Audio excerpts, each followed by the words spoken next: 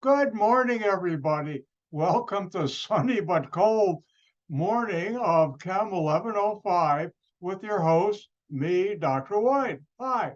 All right. Important thing. I was going to do it today, but I'm going to hold off, I'm going to hold off until tomorrow. Tomorrow, I will teach you how to use a calculator with scientific notation. And that will help you for test 1, 2, 3, 4, and the final exam. So I'll do that tomorrow.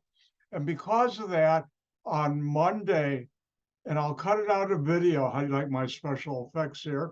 I'll cut it out of video, but on Monday, I'll teach you my method, how to eliminate test anxiety, and it works quite well.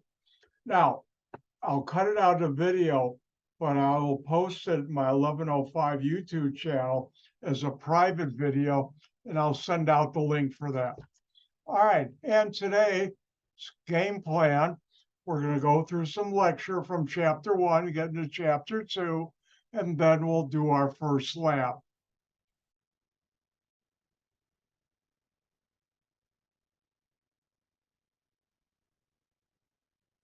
All right, yesterday I started talking about temperature scales. And temperature scale is a way of measuring heat in a way. And there are 3 scales, Celsius, and once in a while I'll say the old name centigrade, Kelvin, and Fahrenheit. And if you live in the United States, which I think all of you do, the weather is in Fahrenheit. And if you go by a bank where it has temperature, they'll usually have also Celsius. Now, it's important in science, especially chemistry, to know how to convert from one temperature scale to the other. And here are the formulas for doing that. First one is to get to degrees Fahrenheit, you multiply the centigrade. I said I do it wrong. Celsius times 1.8 plus 32. To go from Fahrenheit to Celsius, you take degrees F minus 32 divided by 1.8. For Kelvin, it's degrees C plus 273. Now, later today and tomorrow, I'll teach you about exact numbers and significant figures. Now, in the past, remember yesterday I said I'm going to cut down on memorization. You would have to memorize this for my class. Now, for test number 1, 2, 3, 4, and the final, when you need these formulas, in the back of each test, I'll have a page or two, depending on the test, and I'll say important. I think formulas are important information. And I will give you these formulas. So good news, you don't have to memorize them, but you will have to know how to use these temperatures. So let's practice.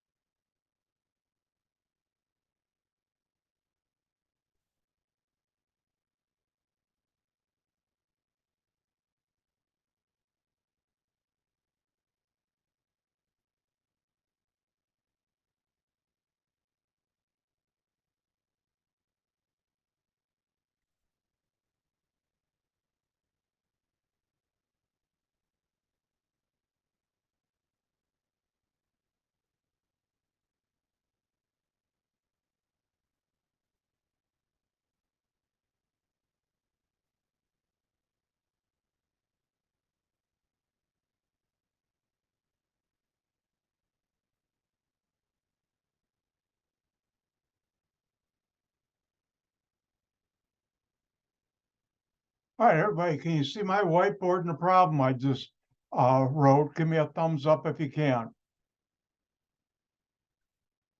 Checking.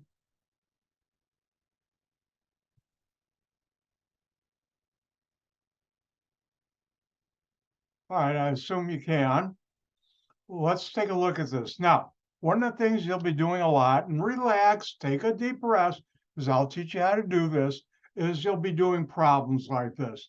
And one of the things, I don't know when I developed it, but it's helped my students is when I look at a problem like this, I first read it, then I ask, what am I being asked to find? And I put, and I don't know how I started this, but it works well, put a question mark, and I'm trying to find the degrees F. Next, I'll write, what am I given?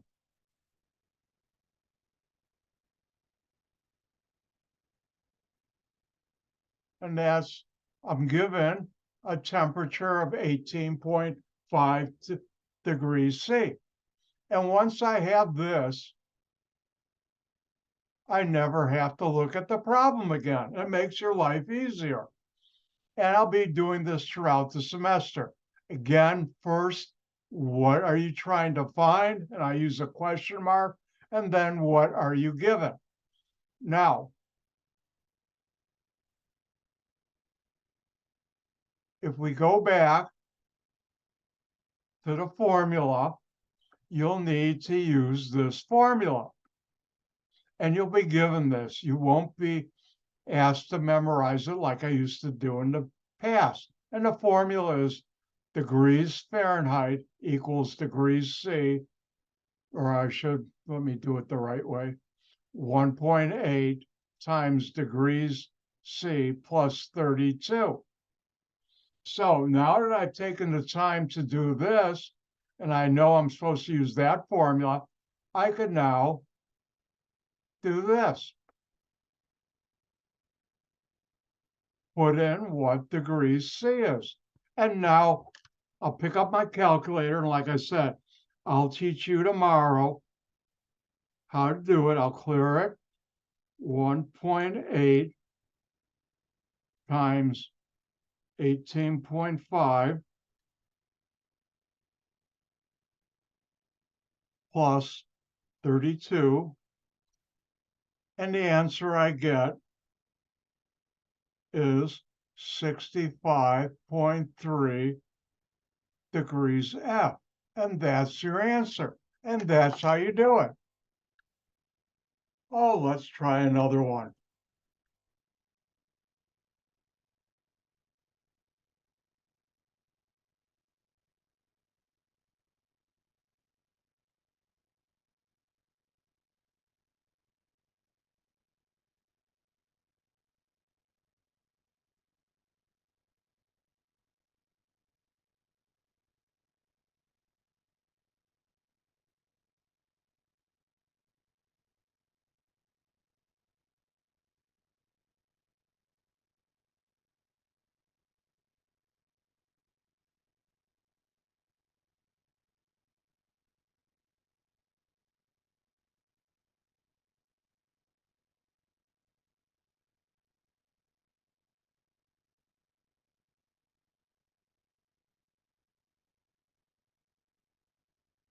All right, 3 points each if you saw something I might give you in the future.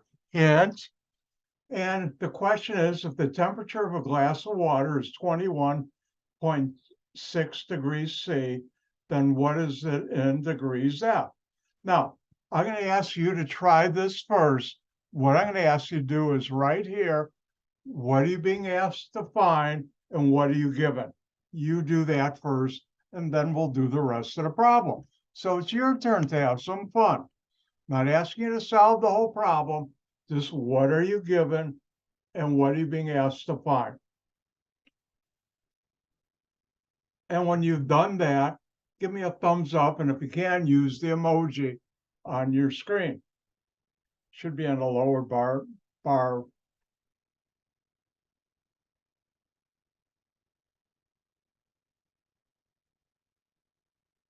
Or if not, do the chat. All right, so the question is, what are you being asked to find? Well, what is the temperature in degrees F?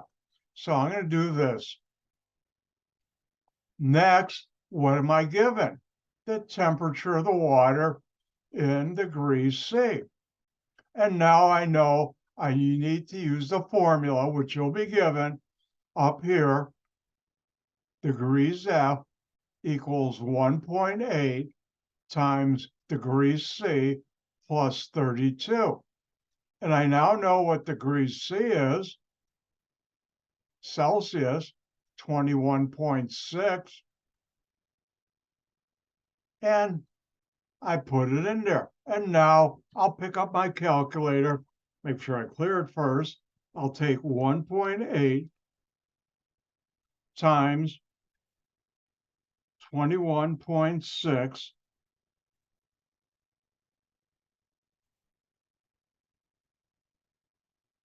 and then plus 32.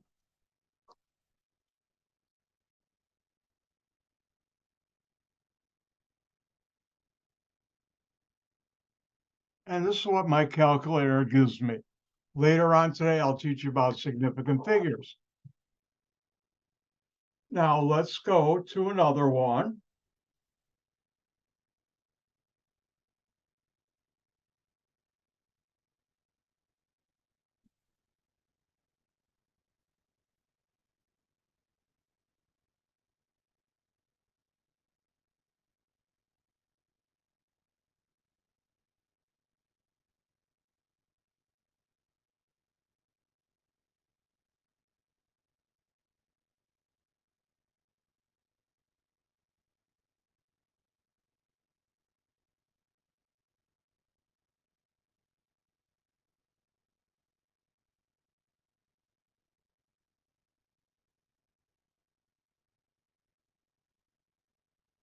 And let's look at this one.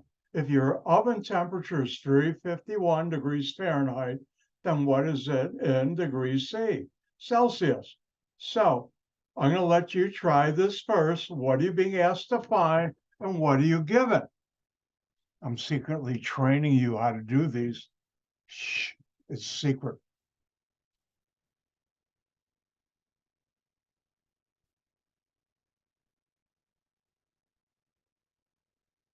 And when you're done, just what are you being asked to find? What are you given? Give me a thumbs up.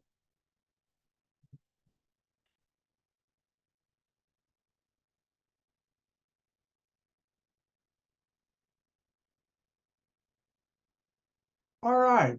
So it says, what is the temperature in degrees C? So we're trying to find degrees C. We're given this temperature, 351 degrees F.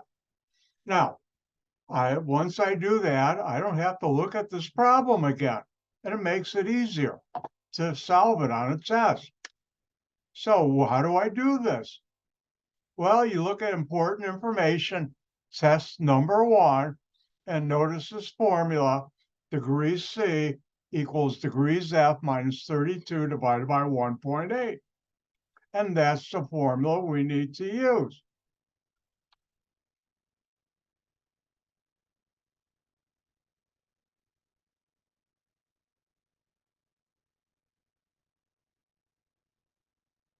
So now I have the formula.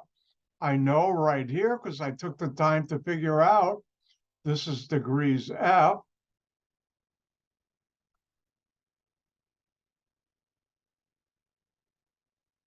And now I pick up my calculator. Now listen carefully. You have to do what's in the bracket for this one first, the subtraction. You'll get the wrong answer. And I have students do this on test 1.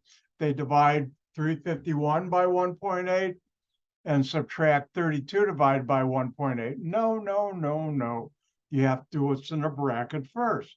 So I'm going to do that.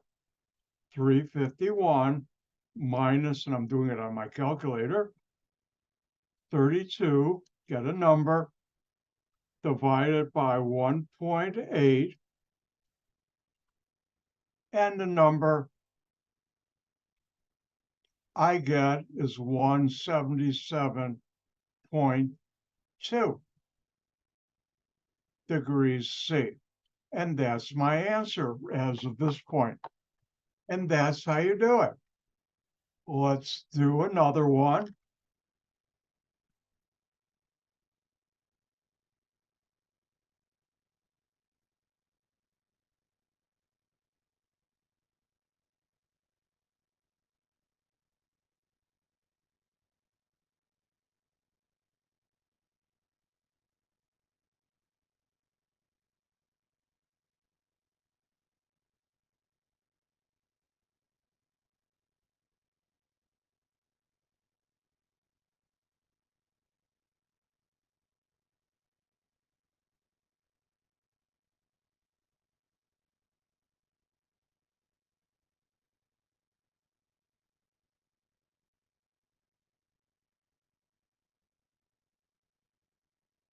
And here, if the temperature of a gas is 46.2 degrees F, then what is it in degrees C? But before we do this, I should mention something.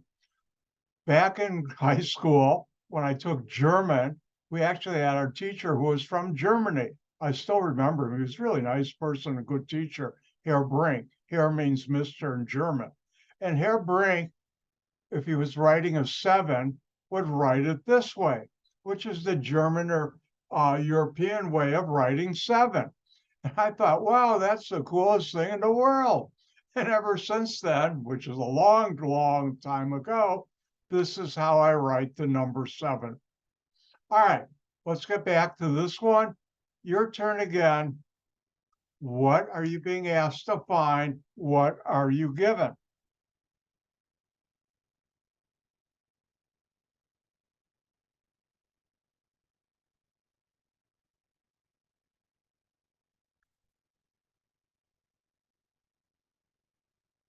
And when you're done, give me a thumbs up.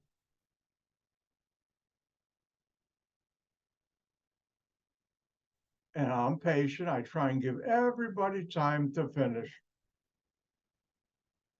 Oh, looks like everybody's finished, so my turn. All right, what are we being asked to find? What is the temperature? What is it in degrees C? Next, what are we given? The temperature of that gas in degrees F. And now you need to know that you need to use this formula for that conversion. That will be given to you. But you got to know which one to use and how to use it.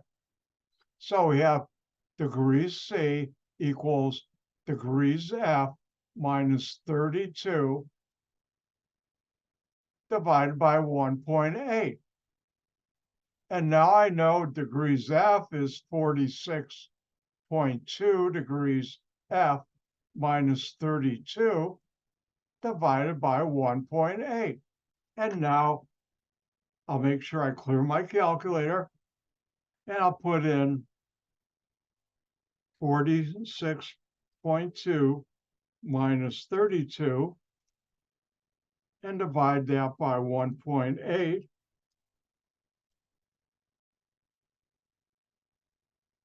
And I get 7.88 degrees C. And that's my answer. And that's how you do that. Now, listen carefully. This is important. On a test, if I give a question like this, how do you answer it? Well, if you want to, you can just put down the final answer here and not put any of this down. Well, what happens if you push the wrong button here and you get a wrong answer here?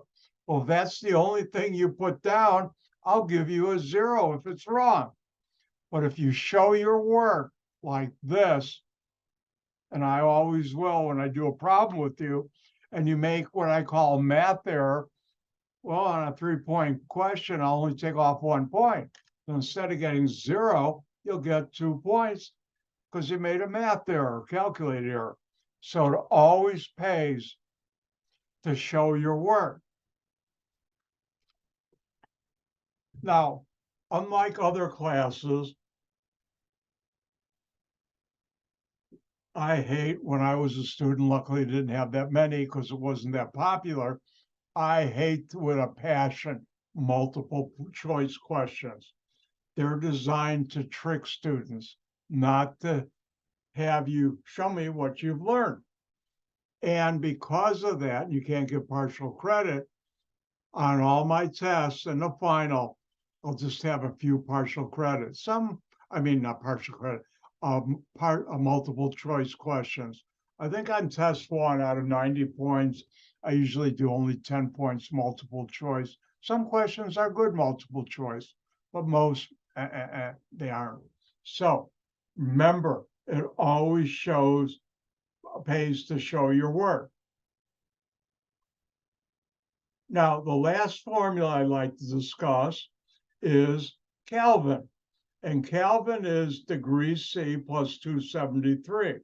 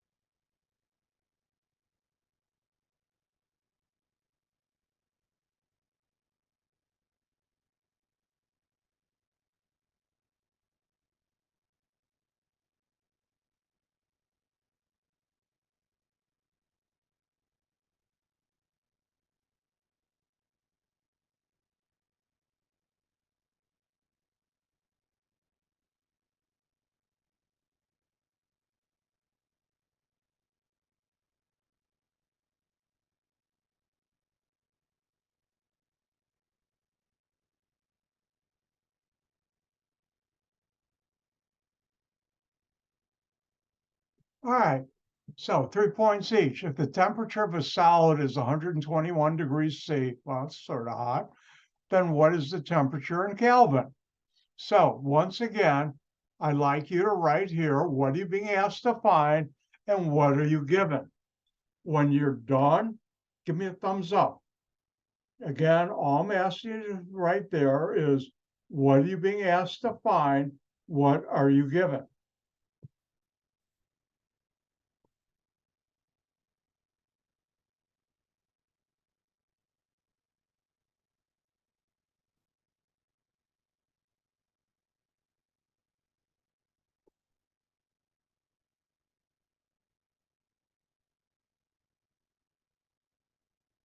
Again, I'm not asking you to do the whole problem.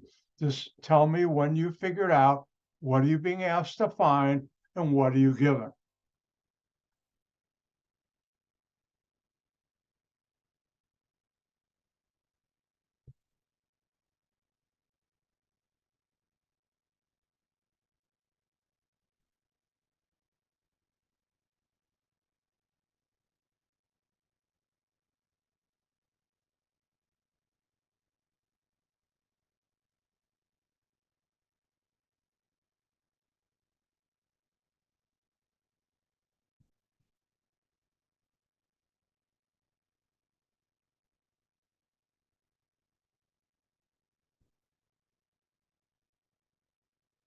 All right, well, I hope all of you are done. So what are we being asked to find? Degrees or not degrees, Kelvin. Kelvin's not degrees. I always forget that. It's not. It's an absolute scale, not degrees. And you're given this number, degrees in Celsius, and it's 121. So how do you proceed? Well, hopefully you look at important information. Test number one, if I can get to it. Hold on.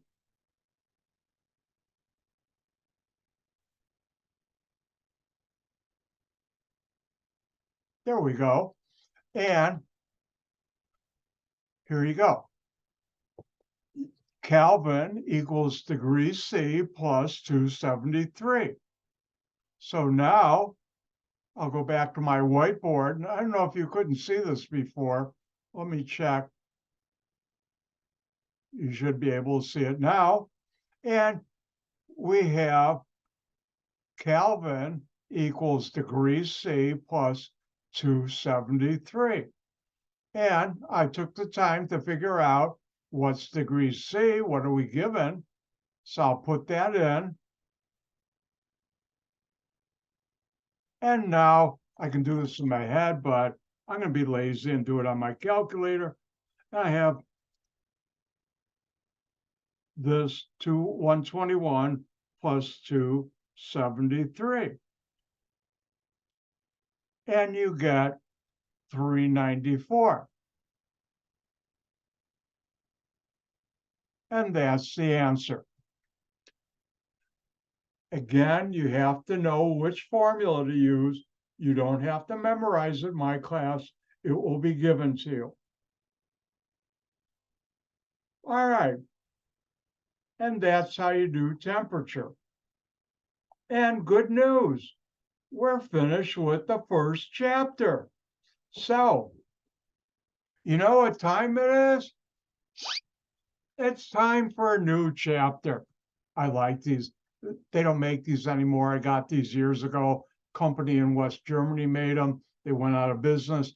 I luckily bought 4 of them. These never leave my house. All right. Well, since there's a new chapter, give me a second or two to open it up.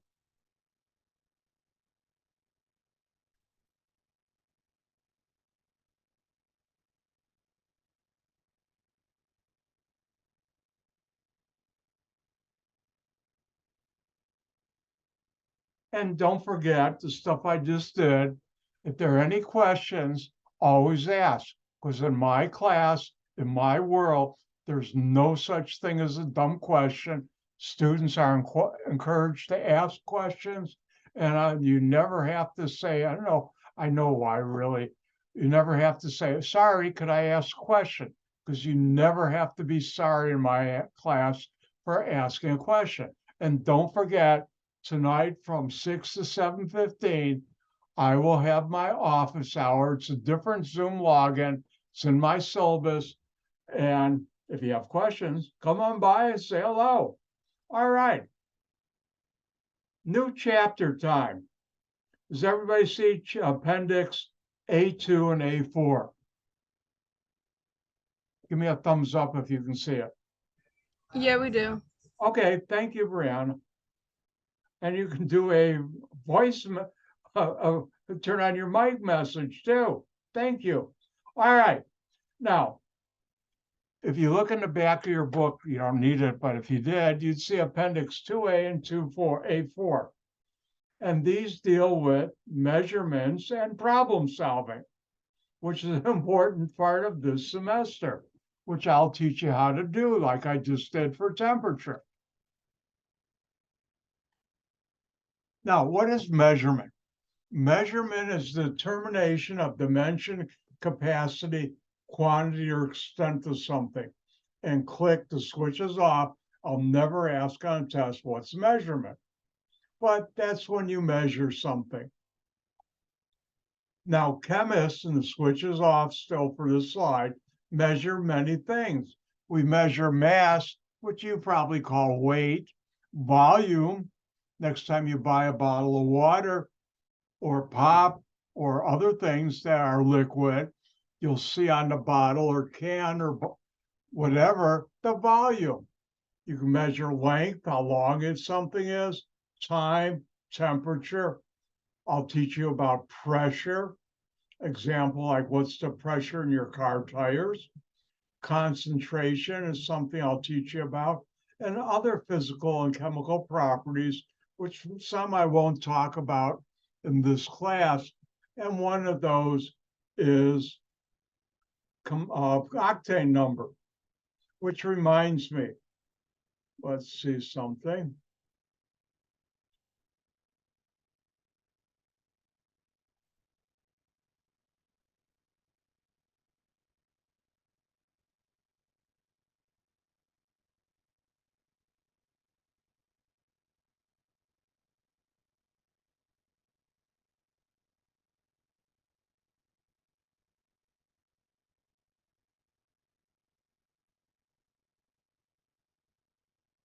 All right, now for a public service announcement from Dr. White. If you look up here, this website is called chicagogasprices.com. And I've been using it for a long time now. And it's really great if you don't know about it. You put in a zip code.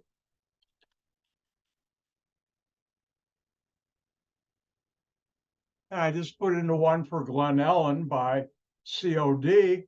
And you'll notice it has, does everybody see this? If you don't, tell me. I assume you do. And it gives you different gas prices in the area. And if you notice on Roosevelt Lambert, don't go to that BP, and I'll tell you why, but the Shell station right by the school at Roosevelt Park, it's got 335. If you go over just a mile or two away on Butterfield, you'll see that price is a lot more, 364. This helps you save a lot of money. And you can put in different zip codes. And when I used to teach at Zoom, I don't go to COD this semester, or I don't go to Elgin, and I live in Schaumburg. It's amazing the prices. If you look for the same gas from the same company, depending on where you are, a couple miles apart, even 10 miles apart, I'm going to that area, can be 20, 30, 40 cents a gallon difference.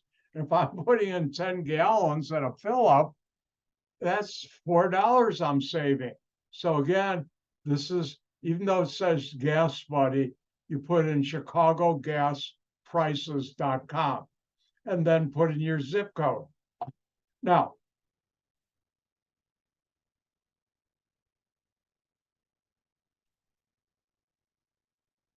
another public service announcement for me, Dr. White. And because I've worked in the real world of chemistry, I know a lot about it. I've worked in it for decades till it left Chicago about 2001. And I've been teaching and consulting ever since. But one company I worked at, we sold additives, and I'll tell you later on about a story about that, to different petroleum companies, gasoline companies. And I would go to their research and development center to, here's our new stuff. Are you interested? And I'd tell them why they should buy it.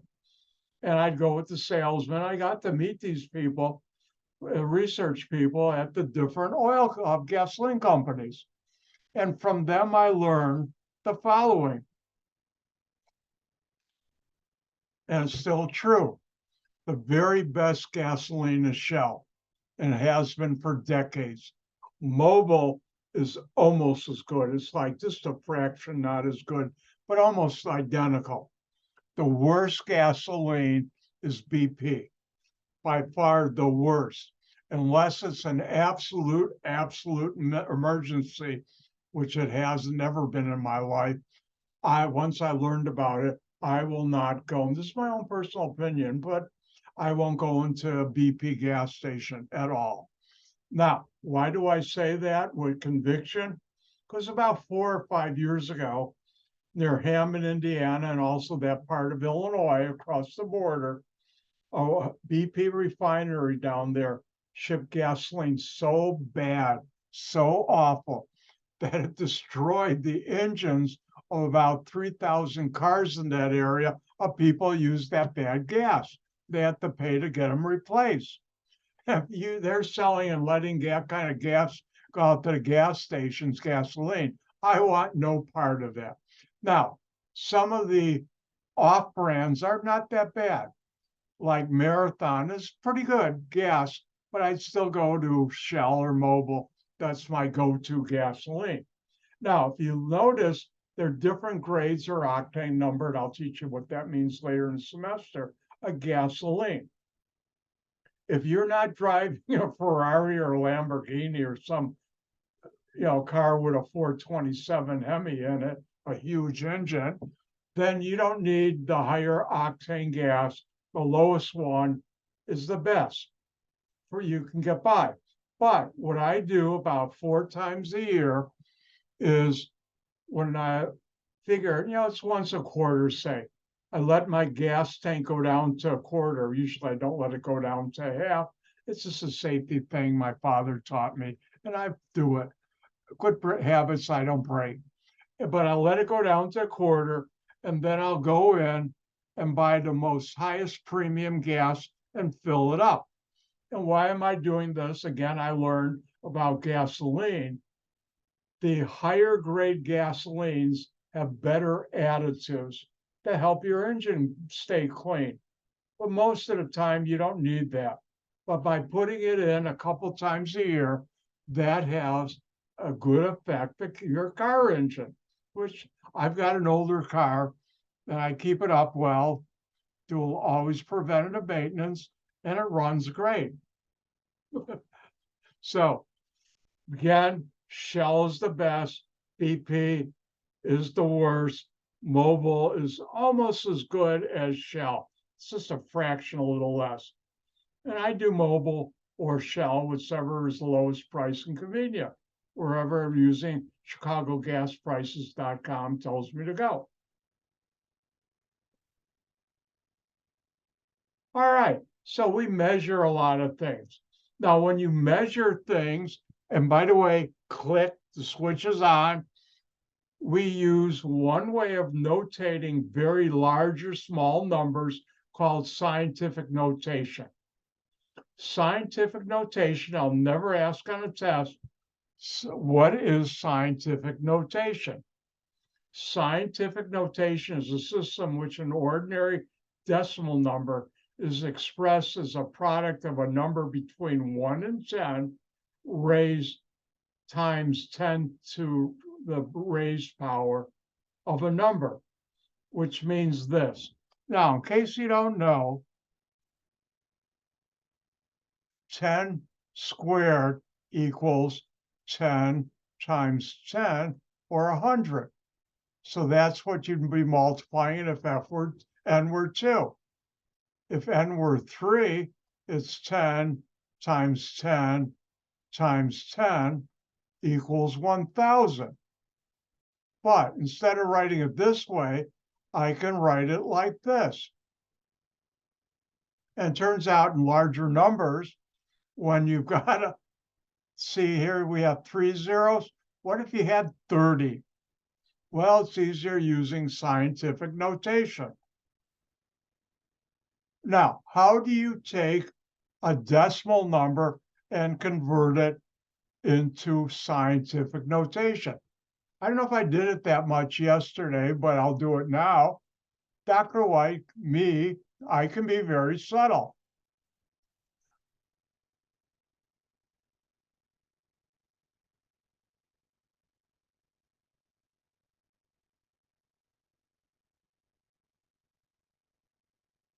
See how subtle I can be? And know this. So I'll never ask you to write down the steps how to convert a number from decimal to scientific, but I will ask you to know how to do it.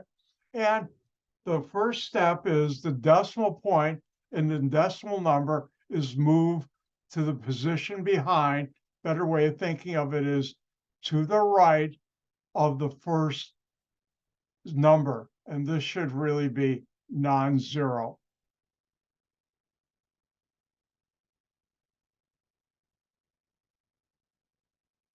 Number. Now we're going to practice this, but I want to read it first. And the exponent n, remember we're doing some number times 10 to the n. The exponent for the exponential term is equal to the number of places the decimal point has been moved. The exponent is positive if the number is greater than 10. The exponent is negative if the number is less than 1. Now, I never put it on a test because you really don't. If the number is between 1 and 10, it's 0. I don't put that on a test. So let's practice this.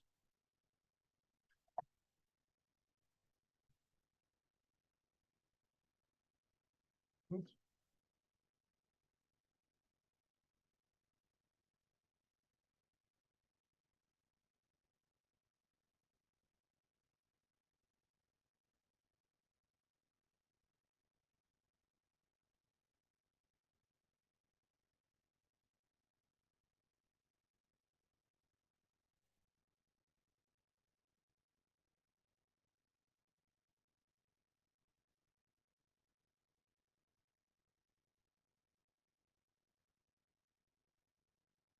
Now I'm going to abbreviate now, but on a test, I'd write it out, scientific notation.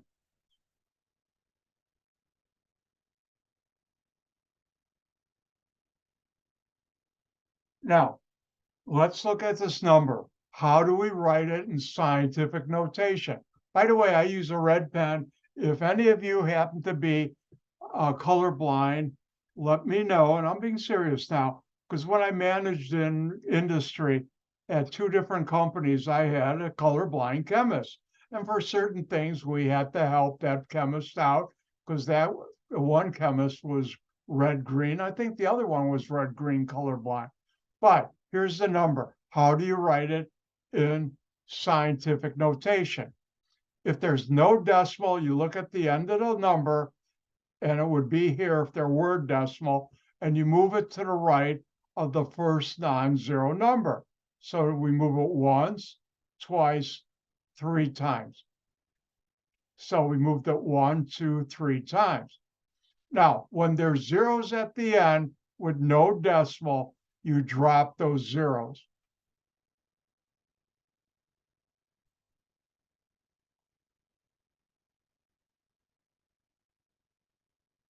When there's no decimal,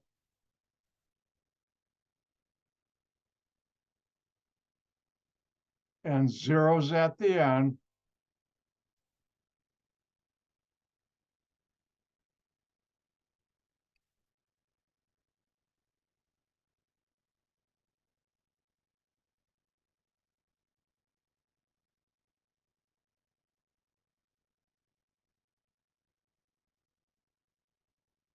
So this will be 1.2.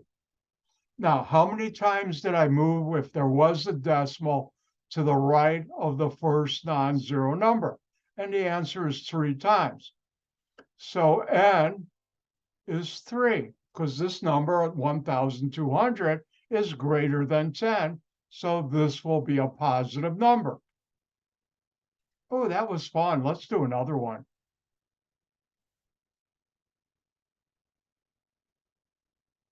All right, the question is, write this in scientific notation. Now, in a little while, I'm going to share, because I want to share the fun. If the decimal is here, there isn't one, but if it was, we move it to the right of the first non-zero number. And how many times we move it? 1, 2, 3, 4, 5. We moved it 5 times. So I'll put the decimal to the right of the first non-zero number, all zeros at the end, because we did not have a decimal. I drop, then it'll be times 10 to the power. And where do you get this number? By the number of moves you did. And that was 5. So that'd be 1.36 times 10 to the 5th. You know something? I'm going to let you try one.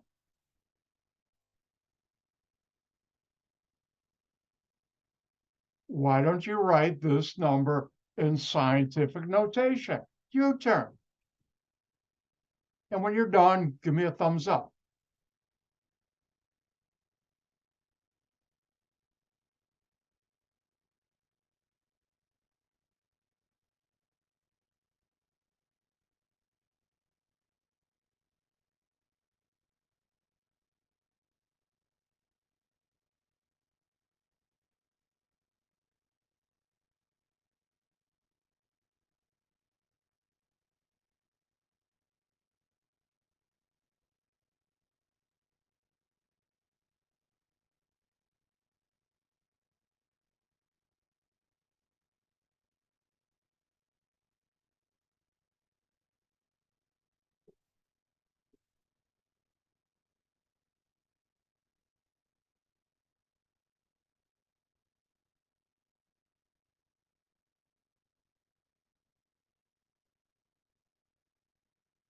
All right, I think everybody's done. My turn. Well, if there were a decimal, and it would be right here at the end of the number, there isn't one, but if there was, I'm going to move it to the right of the first number. Remember, this is right, this is left. So here's my first non-zero number. I'm going to move this 1, 2, 3, 4, 5, 6. I moved it 6 times. And therefore, since there was no decimal, I just put that dot there, but there wasn't, all zeros at the end, I will drop. Now, this is times 10 to the power. And where do we get that power? By how many times you moved it. And we did that 6 times.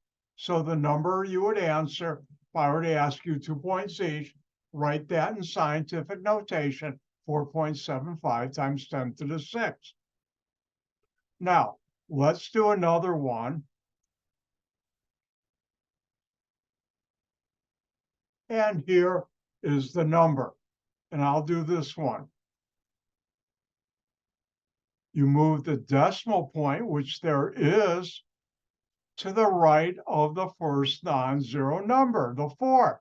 So 1, 2, 3, 4. Now, lead zeros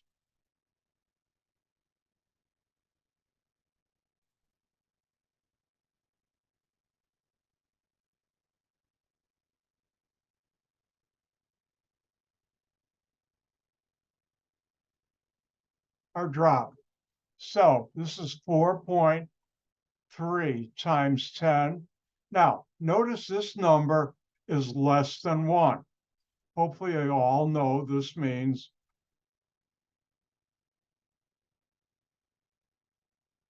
if I can spell it, I have to tell you something.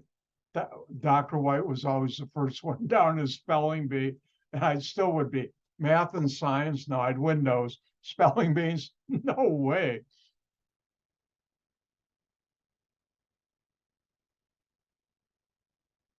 So if it's less than 1, n is negative. And since it is, we move that 1, 2, 3, 4. This is now -4. So you move it to the right of the decimal and drop lead zeros, and that's how you do it. And if I look at the clock, wow, time flies when you're having fun with chemistry. And it's time for a break. Let's take a 5-minute break and come back and continue. I'm going to get up and stretch.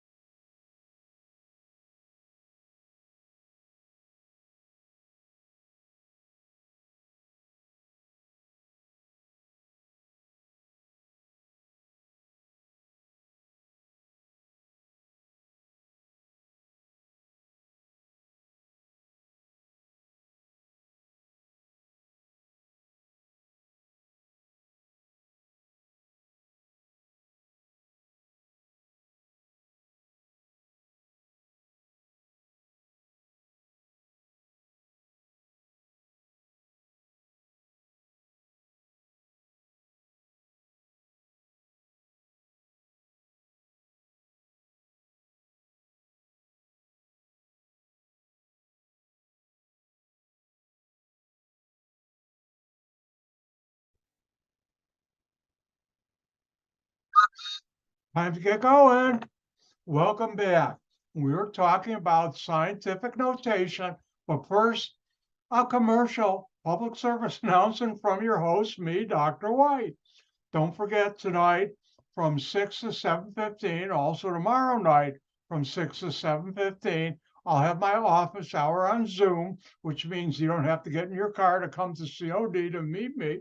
Just get on your computer, and the login, which is different from the Zoom lectures, is in your syllabus. And if you need help, or if you just want to stop by, say hello, feel free to. All right. So we're doing scientific notation. And here for a number less than 1, you move the decimal point to the right of the first non-zero number. Lead zeros are dropped. And the 10 to the n, when it's less than 1, it's negative. The coefficient 10 to the n in scientific notation for a number less than 1, it's negative. Let me do one more.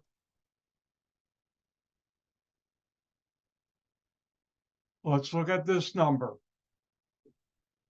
Write it in scientific notation. Now, I have a habit, and good habits I don't break.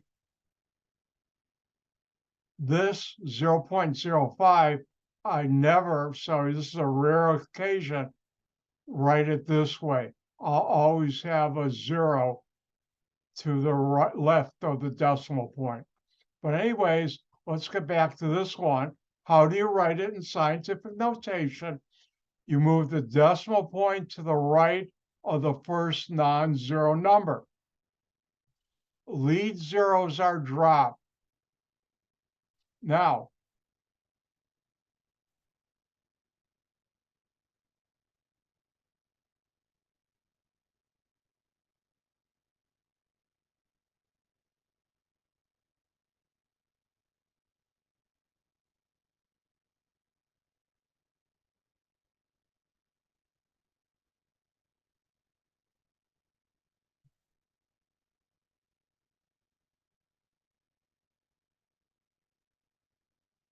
zeros after a decimal point in scientific notation are not dropped. So here we drop the lead zeros. This would be 3.210 because this 0 is after the decimal point. And how many times do we move it? 1, 2. It's negative. When it's less than 1, n is negative. So it's minus. How many times do we move it? 2. So that'd be 3.12. 3 point, yeah. Well, let me reset my brain. All right, notice buttons over here. 3.210 times 10 to the minus 2. All right, I'm going to share the fun, let you have.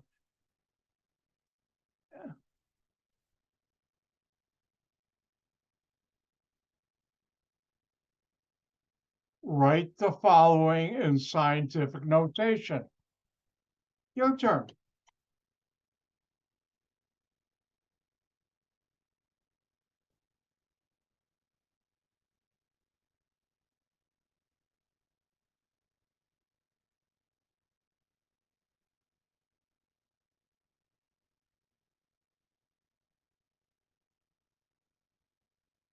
I forgot to set it up tomorrow. I'll have it set up.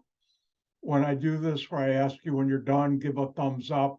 I'll have a poll where you click, yes, you're done. I can see when the class is done. I forgot to do it. Bad, Dr. White.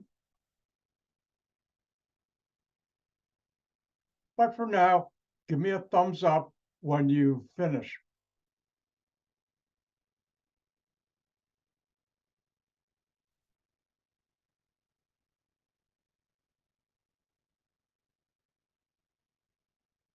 All right, looks like everybody's finished, so it's my turn. Now, here's our decimal point, and this number is less than 1, But even if it wasn't, you have to move the decimal point to the right of the first non-zero number. So we'll do that. 1, 2, 3, 4, 5. We've moved it 5 times. And therefore, all lead zeros I will drop. So I now have 5.61. And it's times 10 to the n. N is negative when it's less than 1, which is this case it is. So it's negative. And how many times did we move it? 5 times. So that'd be 5.61 times 10 to the minus 5th. Oh, let's do one more. Gotta make sure I'm doing my alphabet correctly.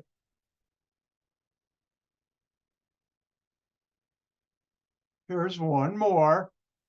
Write this in scientific notation, 2 points each. Your turn to have fun. See what a nice person I am. I share the fun.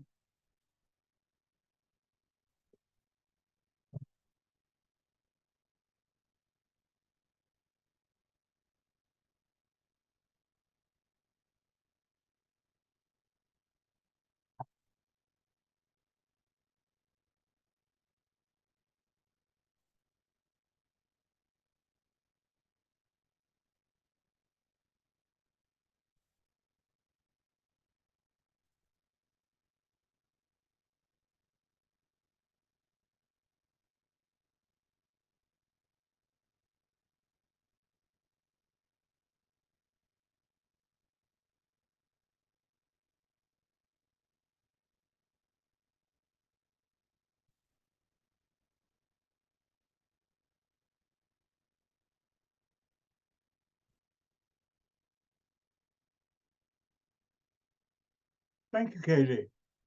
Let's wait for everybody to finish.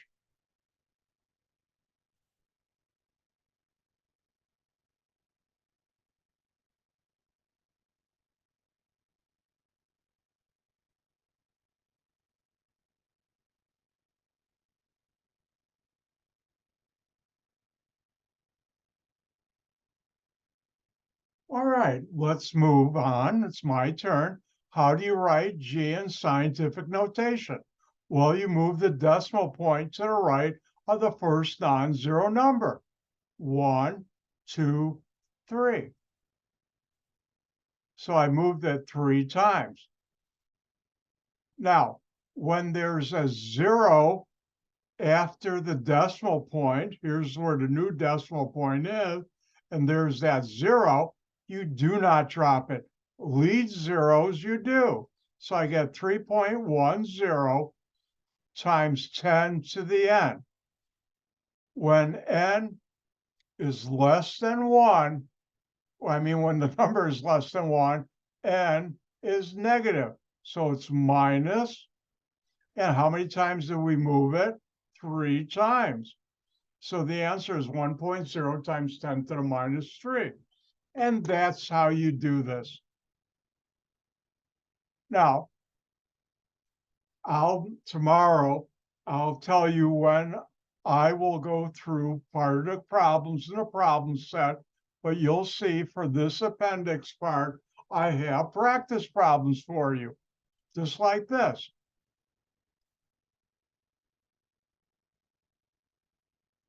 All right. Now, here I have let's practice from going to and from. I should change this slide because in real life, I've never rarely, other than put it on a test, and I realized, why am I doing that? I never use it. Why should I expect the students? If you have it in scientific notation, write it in decimal, and I'm never going to ask it on a test, but we did learn how to convert a decimal to scientific notation. Now, this I should cut out if you're using a slide rule, which none of you do. I do, because that's what I used when I was in college. This is important, but it's not. All right, now let's talk about measurements. When you measure something, like how long is it? How much does this weigh? You get a number. your measuring device gives you a number. Now, the number you obtain when you measure a quantity, such as a weight, length, or temperature, there's always uncertainty in every measurement. It's not you get this number, oh, that's at 100%. There's uncertainty. And any measurement, the last digit is uncertain, but it's the only uncertain digit.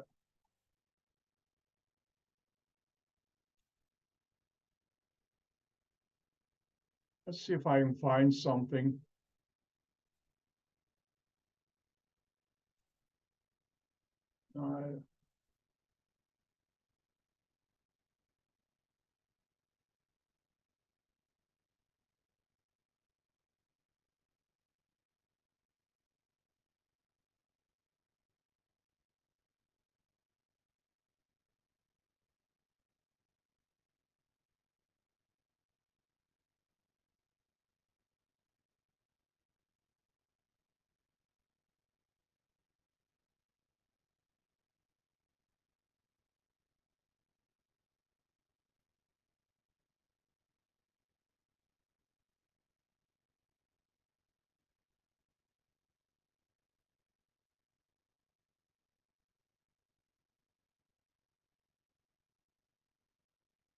Sorry, it's taking a little longer.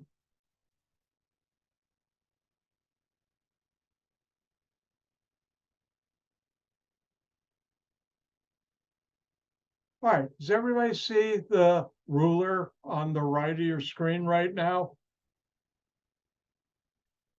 And notice you have a line in purple that is, let me just check one thing. Yep. This distance in centimeters. And it could have been in inches or whatever. And for this ruler measuring device, notice the number is, the line is just past the 5, but it's less than 6. So what's the measurement? Well, I'm going to guess the last number. And I'm going to say, let's call it 5.2. I know for certain 5, it's 5 centimeters, but I also know it's a little longer. And by looking at this gauge, I decided to call it 5.2. Now, if you have gauges like a ruler that have more divisions, just happen to have this in my work.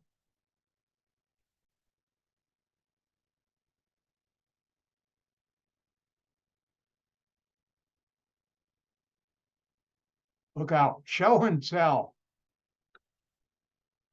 Focus. You can see this one is in 1/16 of an inch. But I could have other scales that are different. So it matters what measuring device, but whatever it is, how accurate it is, the last number is always uncertain.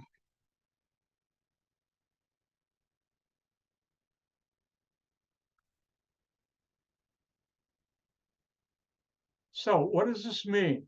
When you measure things, you have some uncertainty to it.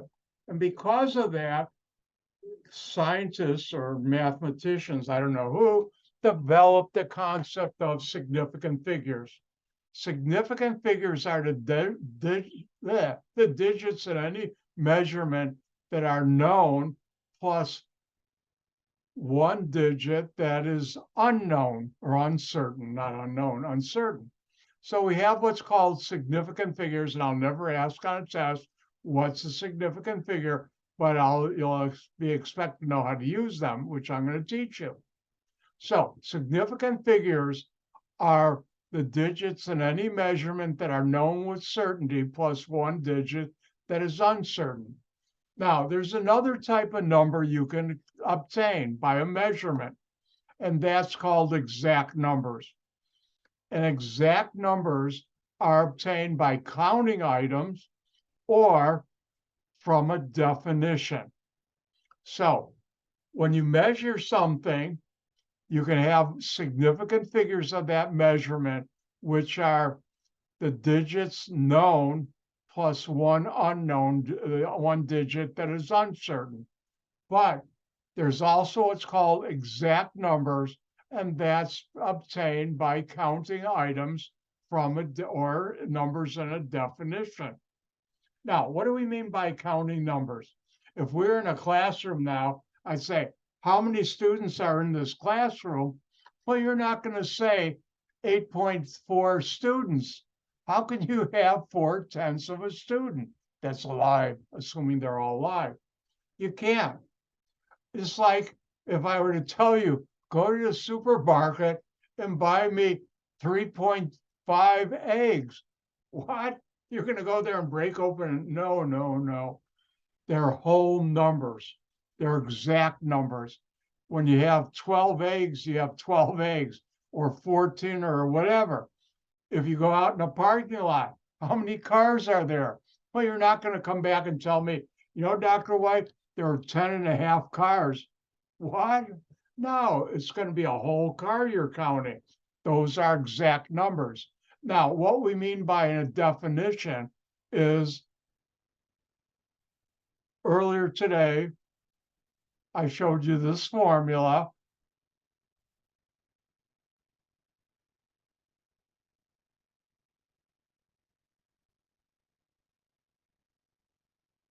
Degrees F equals 1.8 times degrees C plus 32.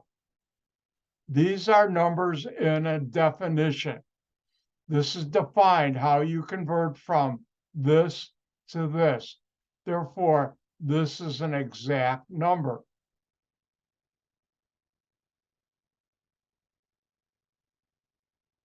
And so is this. These are numbers in a definition. So we'll be using these.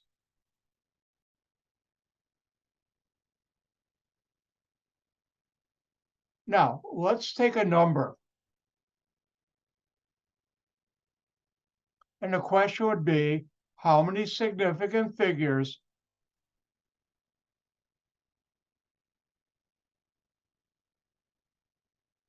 at the same time, I'm going to abbreviate.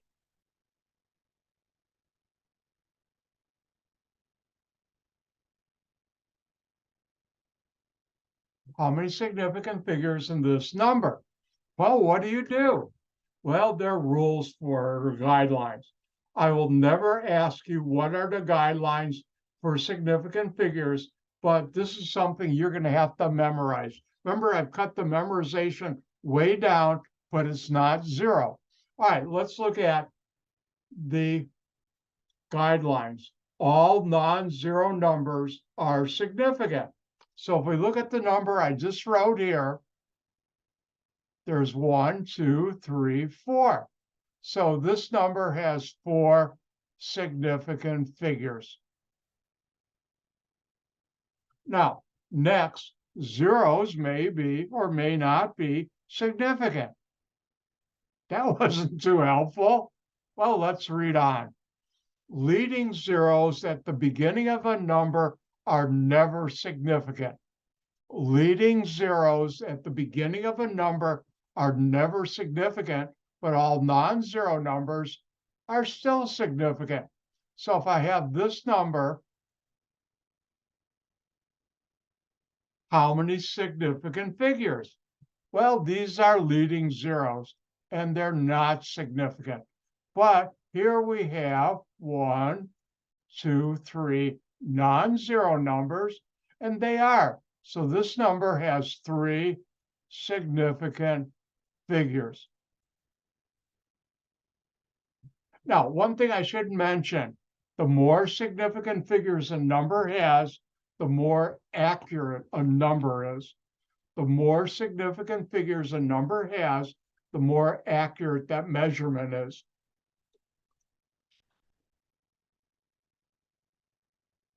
All right, I should have you try one.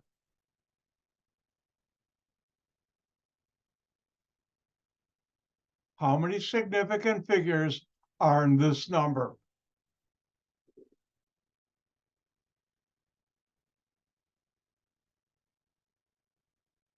And when you're done, give me a thumbs up.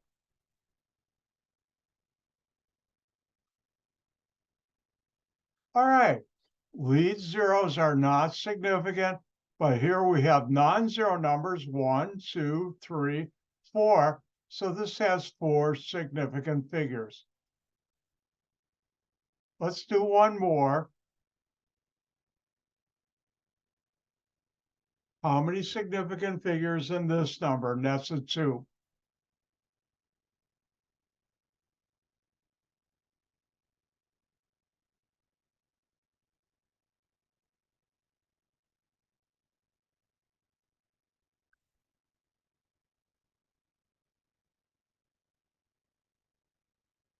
And when you're done, give me a thumbs up.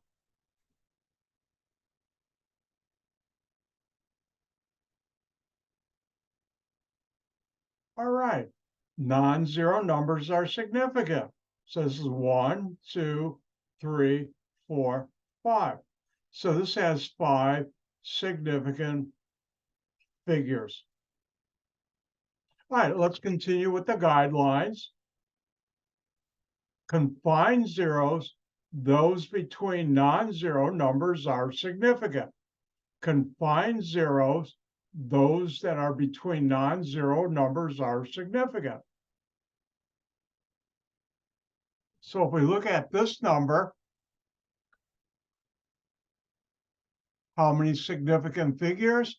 Well, all non-zero numbers are significant, 1, 2, 3, 4. But here we have a confined zero between two non-zero numbers.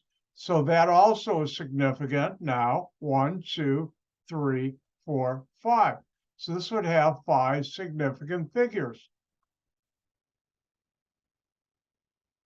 And why don't you try one? And how many significant figures does this number have?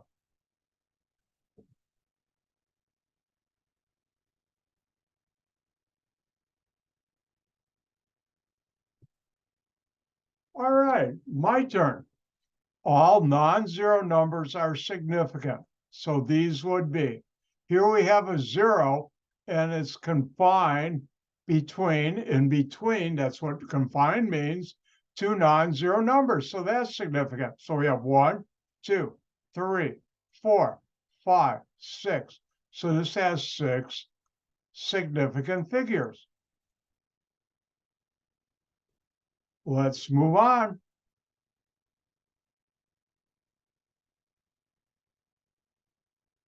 Now, trailing zeros, those at the end of a number, are significant if a decimal is present.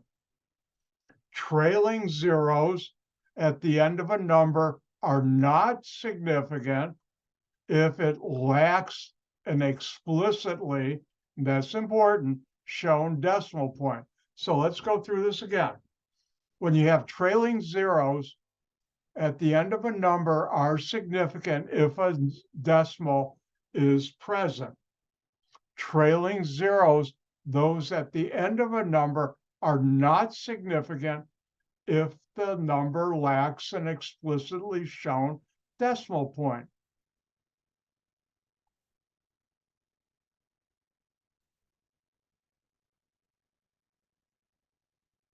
So if we look here, this number, how many significant figures? Well, notice there's no decimal.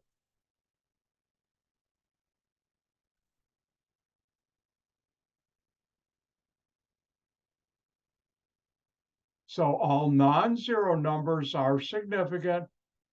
These are not. Why? Because they're trailing zeros with no decimal point. So 1, 2, 3. So this would have 3 significant figures. Now, numbers with a decimal point,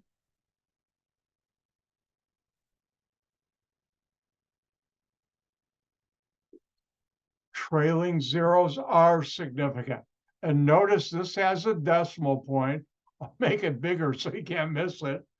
And therefore, all non-zero numbers are significant, and zeros that are trailing with a decimal point, that's big enough you can't miss it, are significant. So how many here? 1, 2, 3, And now these zeros are significant. 4, 5. So this would have 5 significant figures. And if we look at the following, this number would have how many? 1, 2, 3. All non-zero numbers are significant. 3 significant figures. And if we look at these two numbers, this one, A, is more accurate reading than B because it has more significant figures. And that's an important aspect of significant figures. How accurate is that measurement? Well, the more significant figures, the more accurate it is. So I better share. Remember, trailing zeros, no decimal, are not significant. Trailing zeros with the decimal are significant. How many significant figures are in this number? Your turn. I made the decimal so you couldn't miss it.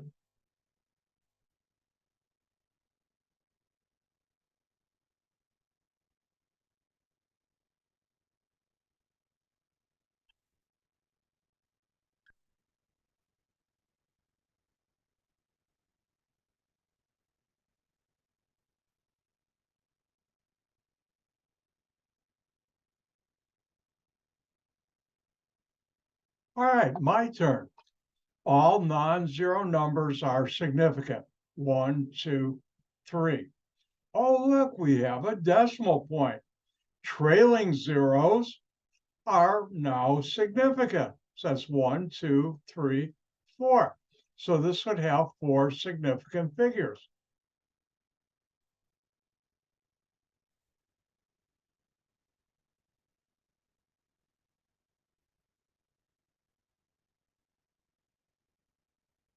And here's another one for you to try. How many significant figures are in that number?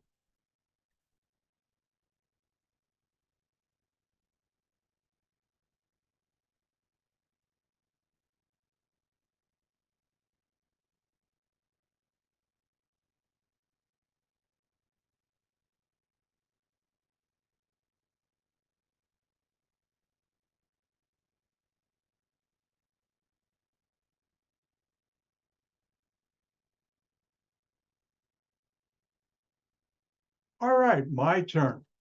Is there a decimal? No. No decimal point. So trailing zeros are not significant. Those.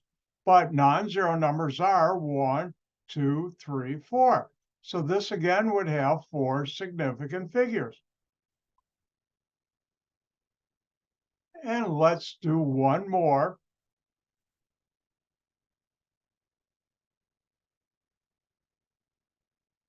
And why don't you try this one, 0.00700600.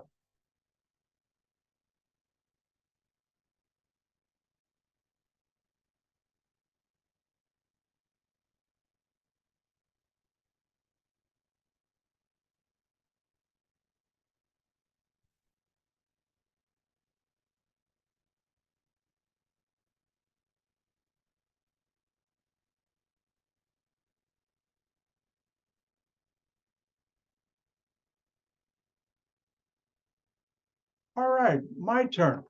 Now we got to put together some things. Lead zeros are not significant. Non-zero numbers are.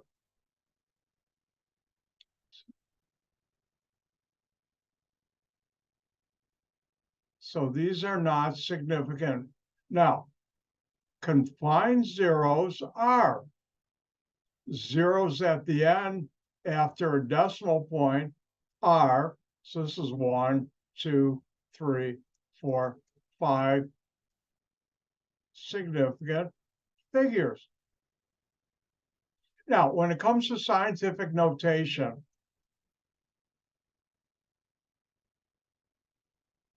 how many significant figures in this? you ignore this. You only consider this for scientific notation. So how many significant figures in 1.75? All non-zero numbers are significant. Therefore, 1, 2, 3, and that has 3 significant figures.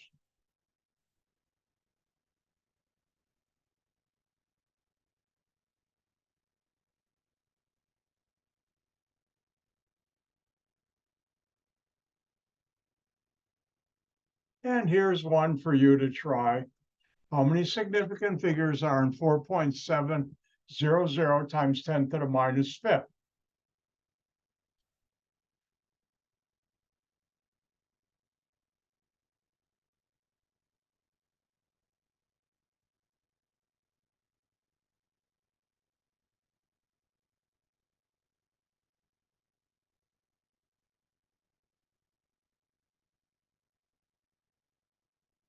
Like I said, tomorrow I'll have the poll set up so I don't have to ask you. Give me a thumbs up. I'll issue the poll, and on your screen, if you're done, you'll click yes.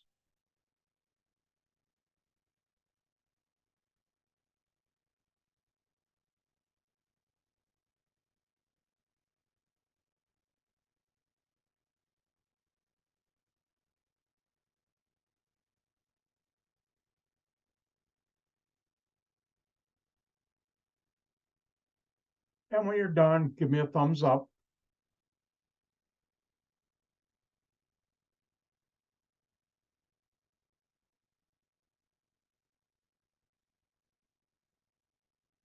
Unless you already did and I missed it. All right, let's do this. How do you do this? You just look at this part of the number, 10 to the n, you forget. So we're asking, really, how many significant figures?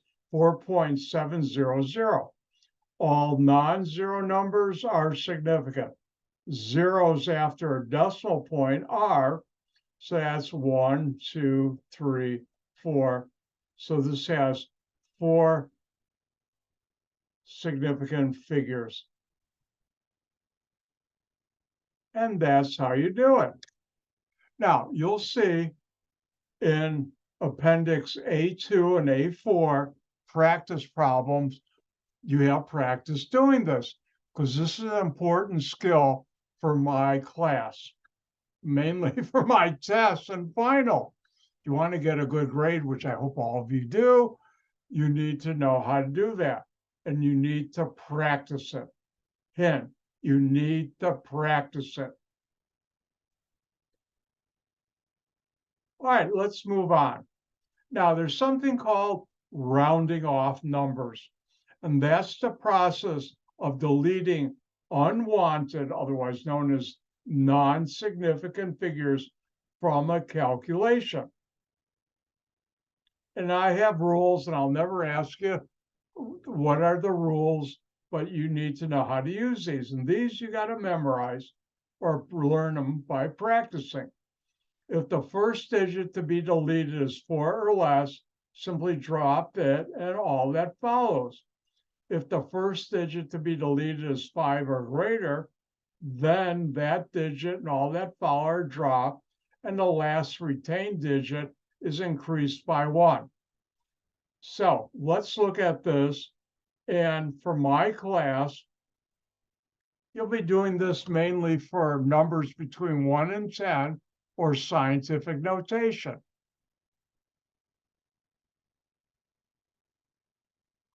So let's look at this number. And what if you had to round this off?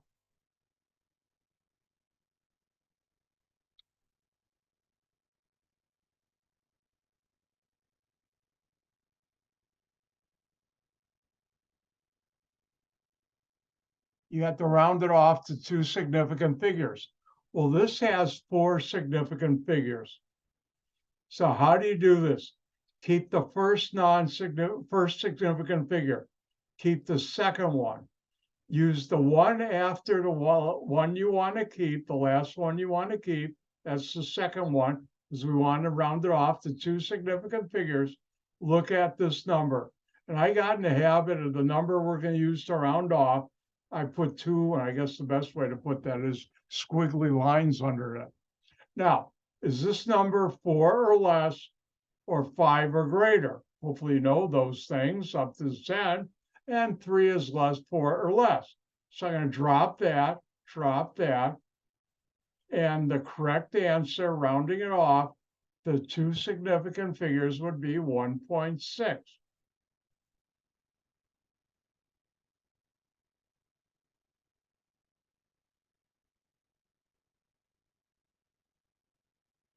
Now let's look at this one.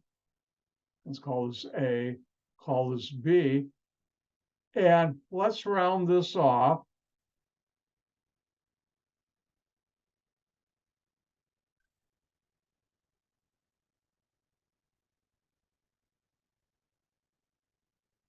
The 3 significant figures.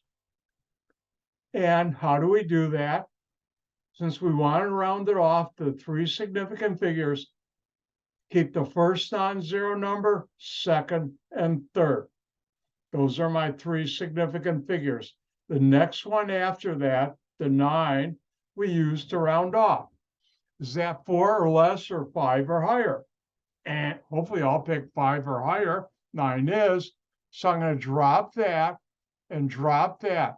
But because the 9 is 5 or higher, the number in front I'll increase by 1. And this is your answer. And notice that does have 3 significant figures.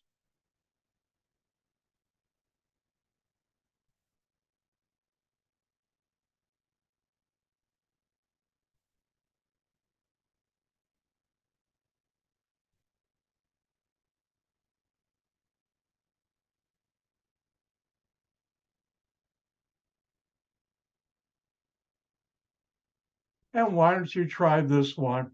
Round that off to 3 significant figures.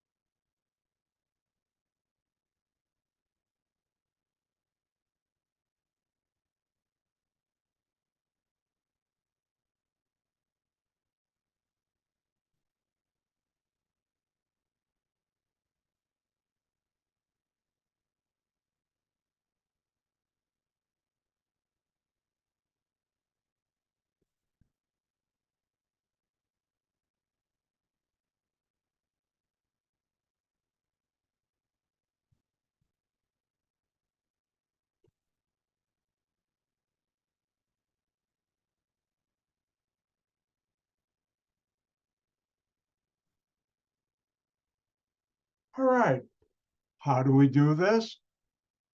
Keep the first non-zero or significant figure, keep the second, keep the third. Why? We're rounding off the 3 significant figures. The next one we use to determine how to round off. That's a 1. Is that 4 or less or 5 or higher? And hopefully I'll pick 4 or less. So that means I'll drop that and everything afterward. And the correct answer is 4.36. And that's how you round off. Oh, let's do one more.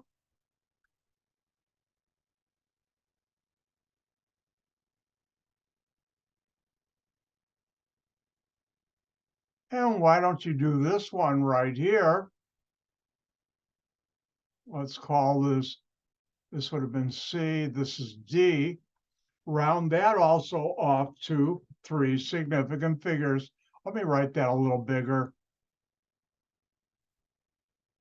I got a high-tech whiteboard and I can increase the font like that. And I did. And whenever I'm drawing something, you can't read it or want me to write it larger, let me know.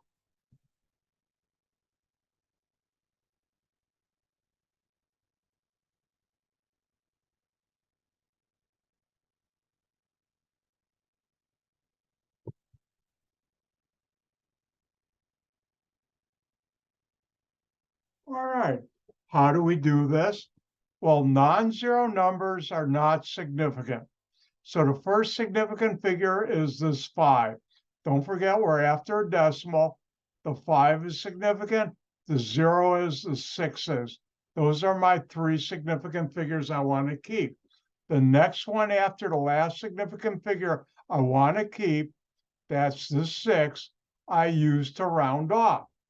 Is that 4 or less or 5 or higher? And time's up. I like my buzzer. But anyways, 6 is 5 or higher. So I'm going to drop that and any numbers afterward. And the number in front, I'll increase by 1. And that becomes a 7. And here's our answer. I'll write it bigger.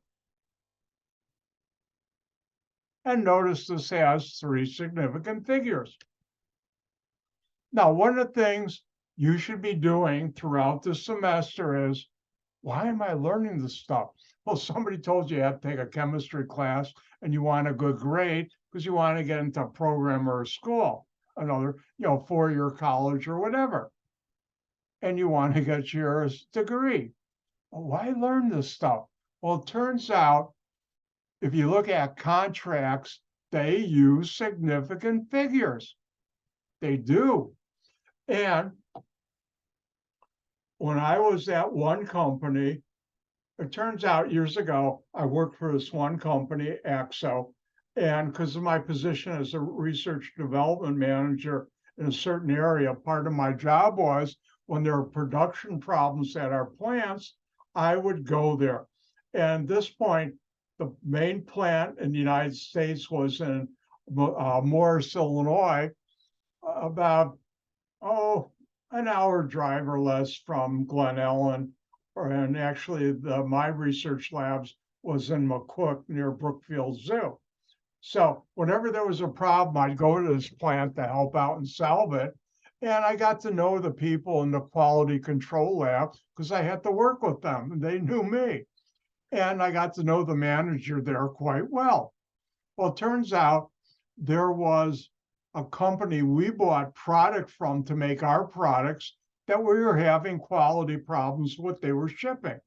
And I worked with that company's quality control lab, which is called the QC lab, in their production to fix that. Because when I fixed what they were selling me better, it made my life easier because I didn't have to go and solve problems because the raw materials weren't good. Well, it impressed that company. They were located on the south side of Chicago near White Sox Park, 47th and Racine. How well did they get impressed?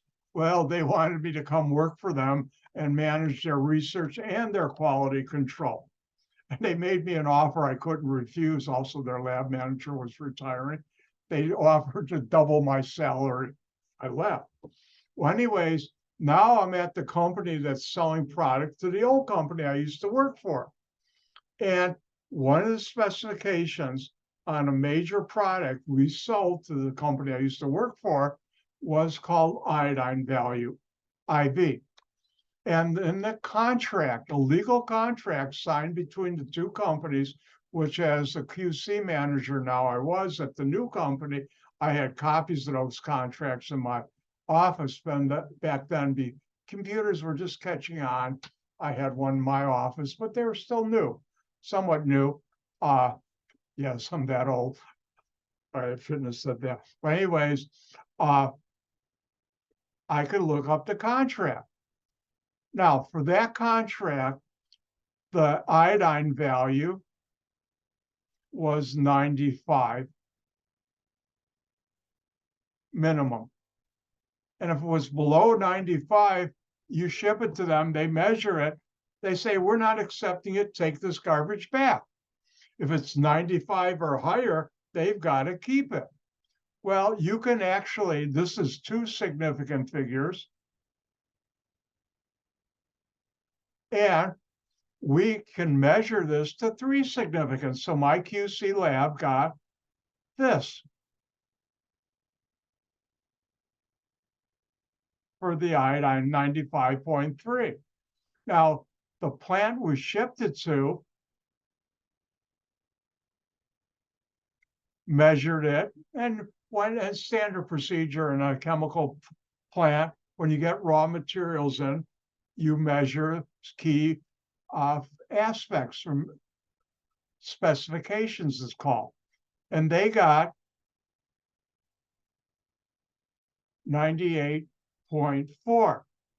And I got a call from the QC manager at the old company where we shipped this material to. He said, Dr. White, we just got this product, and it was called oleic acid. And the IV, we measured 94.8. And by the way, when you ship anything to another company, you always include what's called a certificate of analysis. I'd actually have to sign it and would go with the tank wagon driver or however we shipped it with the specifications and our measurements. And I said, and he said, it's below spec because the spec is 95. We're going to ship this back. And it was 4 tank wagons, roughly 20,000, or let's see, it would be 200,000 pounds. That's about $200,000 saying we don't want it. Whoa, that's a lot of money at stake. And I said to him, we got 95.3. He said, but we got 94.8 and we're going to send it back. And I said to him, wait a second, you have a copy of the contract, don't you? He said, yeah. We opened it up. And I said, what's the number in there? And he said, 95. And I said, how many significant figures is that? 2. I said, well, round your number off to 2 significant figures. Well, you keep the 9, keep the 4. The number to round off is 8. That's greater than 5. Drop that, increase to 1. You get 95. Same thing if I round mine off, and it's contract 95.95 minimum, 2 sig figures, and you got to keep it. Boy, was he mad. Oh, was he mad. I can't even say some of the words he said over the phone with me. And I understand, I got him. And he was mad. Well, first thing, he had to accept it. Second of all, I immediately promised, I said, I apologize. We will never ship you anything that measures less than 95.5, even though the minimum is 95. Plus, what are you doing for lunch tomorrow? Let me take you out. I took him out to bar next day during lunch. We had a few drinks and he was happier. Then I went to the company I was working for and the production manager, and I said, look, you're making it too close to the minimum. That's causing us problems. Even though the minimum for shipment is 95, I will not sign a certificate of analysis if it's lower than 95.5. Oh, he got mad at me. He went to our boss, and my boss called me in. I told him what happened. He said, yeah, I think that's a good call. And then I also took the plant manager of my company out for lunch. We had a few drinks. Alcohol helps business. All right, if I look at the clock, it's time for a break. Let's take a 5-minute break, and we'll continue after the break. I can get up and stretch.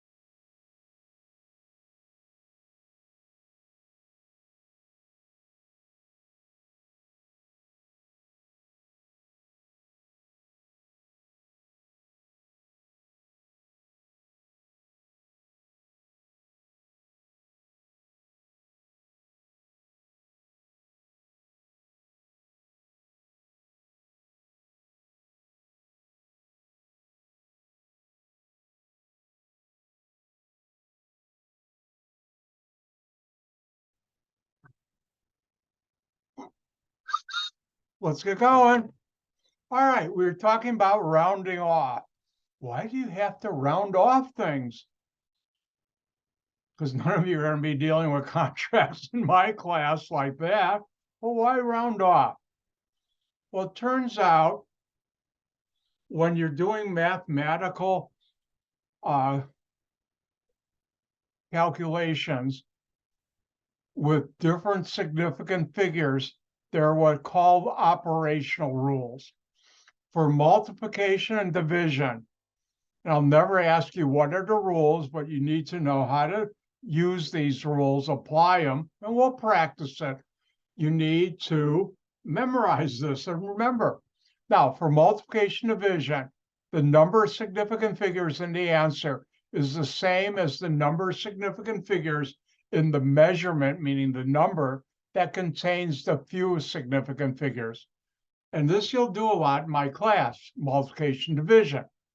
The number of significant figures in the answer is the same as the number of significant figures in the measurement, the number you're multiplying or dividing, or numbers that contain the fewest significant figures.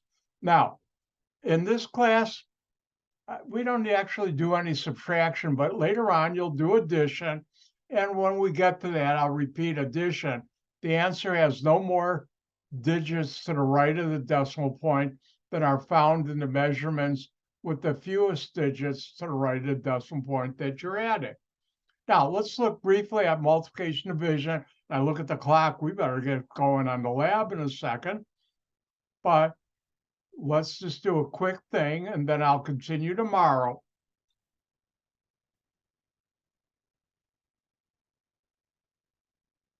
You know 4 divided by 2 is 2. If not, get your calculator.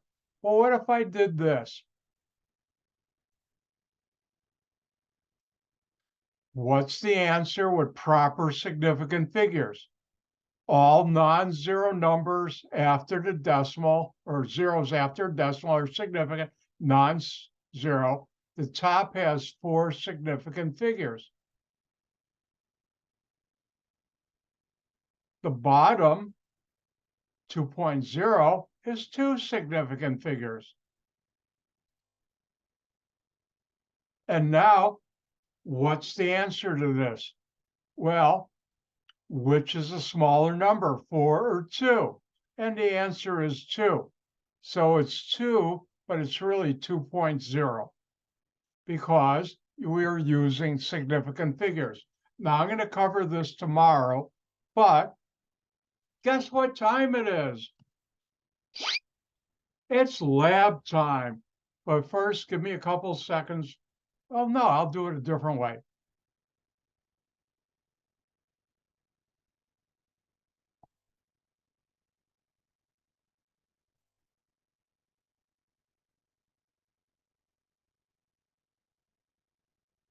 All right, let's go to student view.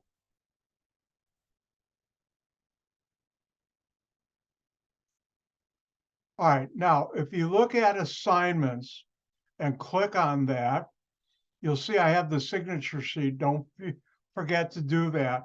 I have what's called the safety contract. And I click on that to open it up and download it.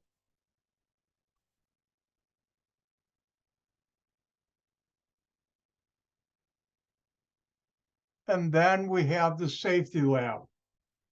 And here I have the safety lab right here. And I'll open that up. And then there's another one I want to open up.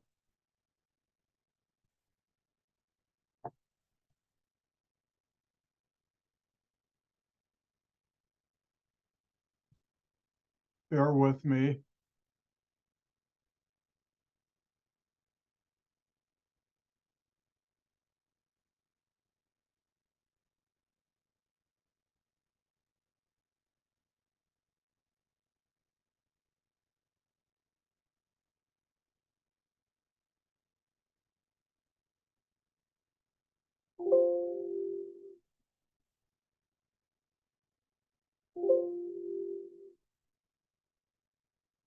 All right.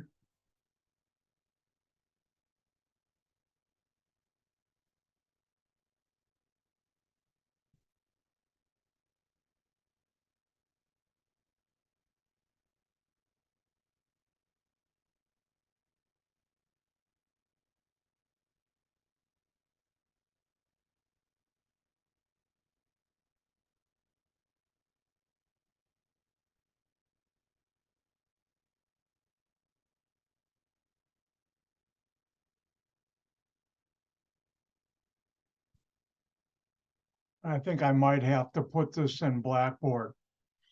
All right. In the lab, you should buy the Carolina lab kit. You need to go to the bookstore. Hopefully you've already done this because I put out an email long ago, an announcement that do it early. And you'll get a voucher. And I have in my syllabus how to go on the Carolina website to redeem your voucher, and they'll send you this box. In there are different things, kits or parts of the kits that you'll be doing labs. Now, labs like today's is always due the following week. So we have it today on Tuesday. It's due next Tuesday to what we're doing today. Now, today's lab, you'll need nothing from the kit, but in future labs, you will. Today's lab, you don't have to do a selfie, but next lab and the ones after, you take something from the kit, say this was in your lab number 2 kit, a plastic bottle, and you take a selfie, and you have to include that in the lab that you'll upload to the assignment area. Now, let's go through this. And if I don't think I have this uploaded yet, and after class today, I will. And this you can download. And here it's called lab safety. And there's certain things in your kit. If you notice here, they have an apron, gloves, and goggles. And goggles, and here they show glasses. It should be goggles. And I have a better pair from COD that when we're face to face, everybody in the lab, including faculty, have to wear. And the most important personal protection equipment are your safety goggles. See? And if we were face to face, I'd be wearing mine. Now, let me tell you about a story when I was in grad school. I had a friend who worked in another research group across the hall from my lab where I worked in. We were friends. And for his research, he had to make a certain chemical. You couldn't buy it, he had to actually make it to do his research. And to make this chemical, that chemical reaction, you're not going to do anything like it, was extremely dangerous. I mean, extremely dangerous. I'll tell you a story later in this semester. One I had to do that was also extremely dangerous. But anyways, this one day he was running late and he wanted to go to a seminar and he rushed and he made a mistake. And with this dangerous experiment, it blew up in his face. He had big glassware and the thing just blew up. I was across the hall. I hadn't gone to the seminar yet. And I actually helped him out of the lab. And we pulled him under a shower and got the chemicals off, called the paramedics. And I went to the hospital with him and I met his wife there. And 4 hours later, the surgeon came out and I was sitting there and he was talking to his wife and said, "Your husband is a very lucky man. If he hadn't been wearing," where did I just hide him? His safety goggles, he didn't have a pair, but he said it, "I'd be coming out and telling you he's blind." And luckily he had and he didn't. The explosion was so powerful, it pulverized the glass from the glass. It's called a round bottom flask he was working in, a big one, that he had little shrapnels of glass that they had to pull out of his face. That's why it took 4 hours. He had about 400 stitches from here up, little ones, but still, and luckily it healed. He was very lucky. But I never forget that surgeon coming out and telling us that if he hadn't been wearing his safety goggles, he would be blind. Now, you're not doing anything that dangerous, but anything I'm working with, any chemicals that might be dangerous, I'm going to put on safety goggles because you only got one pair of eyes. So that's the most important thing. Let's go back to here. Now, I'd like you to read this, to read about personal protective equipment. When you do a lab at home, you should always put on your goggles. Even if you wear regular glasses, and I should tell you, if you go back and look at the old videos for 1105, you'll see I'm wearing glasses when I talk. No glasses. This has been about 1.5 years now. Maybe almost 1.5 years. I had major cataract surgery. If anybody needs a great eye surgeon, he's in a Hoffman Estates, Dr. Caban. He and the people he worked with are fantastic. Contact me and I'll give you his contact information. But anyways, even when I wore regular glasses, you still put on safety goggles because these will protect your eyes. Now, I'm going to ask you to read all this on your own. Now, important thing is you should never eat, drink, or chew gum during any kind of activity. Why? Because you can get chemicals on them while you're doing the lab and contaminate it. And now you're going to eat those contaminated chemicals. And they talk about how to work on a disinfectant. I don't think we have to. We're not doing anything biological. Here's safety things. Now, this is important. Always check any glassware you're about to use if it has a chip or crack. If it does, throw it out. You shouldn't, but inspect that. Now, when you're doing a lab, when you're done, wash your hands with soap and water. You can always tell a chemist in a washroom because we wash our hands before and after we use the facilities. I worked at one chemical company where they made hazardous chemicals that would burn your skin. And this one worker forgot to wash his hands and he got chemicals where you never want chemicals. And whoa, did he pay for it? It took a couple months to get better again. That part you don't want to ever get chemicals on a man.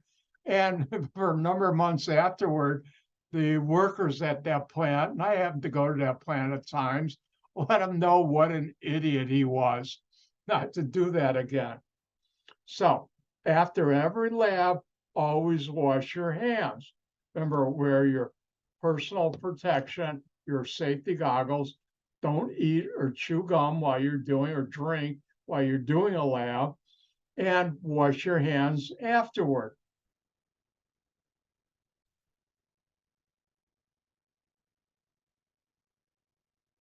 And you should never smoke while doing it. And they have other things here. Now, we're not going to do anything with a flame, but be careful if you do have a flame. You should have a fire extinguisher if you own one. If you don't, you should purchase one. I have one in my kitchen. I also have smoke detectors and I also have CO alarms in my house. And you should read this. If you break something, be very careful. Make sure you wear gloves when you clean it up and use a broom and a dustpan to do that. If we were in our lab face-to-face, if you break something, I tell students that's my job to clean up. Now, for the chemical safety, important thing is called safety data sheet, also known as material safety data sheet. This is something you should be familiar with. Now, they talk about it in here, about the different hazards and everything, and I'm going to show you something in a second better. And we're not doing any field work, so let's get out of here.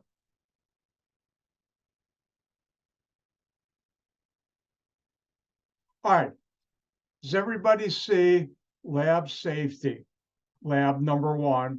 And this you can download as a PDF file on your screen. Now, if we're in the lab, it shows you what you should wear, and you should always wear gloves. You should wear, if you're working in a lab, put shoes on that are closed-toed, not flip-flops, in case something breaks. You don't want to get glass between your foot and a flip-flop. You should have your safety goggles. If you have long hair, and by the way, mine isn't long anymore. Mine isn't that much anymore. Well, anyways, I still got some more than my best friend. He's like nothing almost. But back in college and grad school, I had hair down to here in a ponytail. Don't even think about that. You're thinking about it. But anyways, if you have long hair, pull it back, and because it can get contaminated by chemicals, or if you're ever using a flame, it can catch on fire. And that's a good thing if you're ever cooking in your house with a gas stove, you should do that. Now, one of the things I'm going to tell you is if you have in your kitchen, if that's where you're going to do your labs, the first lab, you're not going to do anything, a marble top surface, marble will react with some of the things we do, maybe stain them. So I would recommend you go to a big box store and get the El Cheapo aluminum turkey trays or whatever they call it. Let's take a look at one.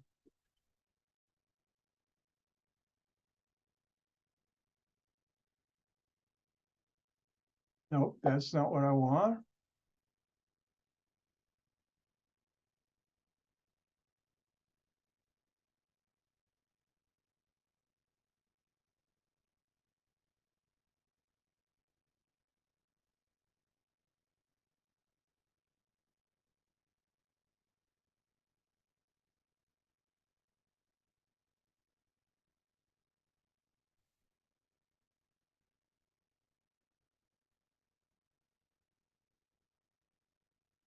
Oh, let's go to Walmart.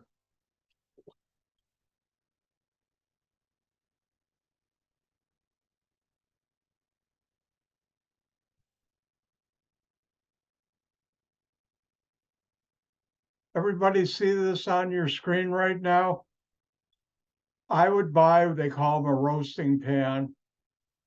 Here's two for $3.70. You can go, they're about $3.50, under $4. If you have a marble top, or if you're not sure about the top wherever you're working, I'd buy a large one of these, and you can do all your labs in there. That way you don't have to worry about contaminating your kitchen top if that's where you're working. And that's what I would do. All right, so in today's lab, what I'd like you to do, you can download this from today's lab, lab number 1, safety. Watch the videos that are in red, like this one right here. They're on YouTube. That's part of today's lab. Same thing for this one, same thing, these two. And now, when you look at the SDS label, we have different hazard classifications or areas. Hazard, health hazards, is it flammable, different things. Now, what you should read through is this page of the National Fire Protection Association Diamond. And it means different things, the location, blue is health. Now, the higher the number, the worse the hazard. 0 means no hazard. If there was a 0 in that blue, that 3 in that blue square or triangle tells you this is pretty hazardous. If it was 4, it's real hazardous. Now, for next week, if you notice at the very end, it says Safety Lab Chem 1105, you'll write your name and then answer these questions. Now, what does the MSDS stand for? Material Safety Data Sheet. How do you find that? Well, let's look up a chemical. Go to your favorite search engine.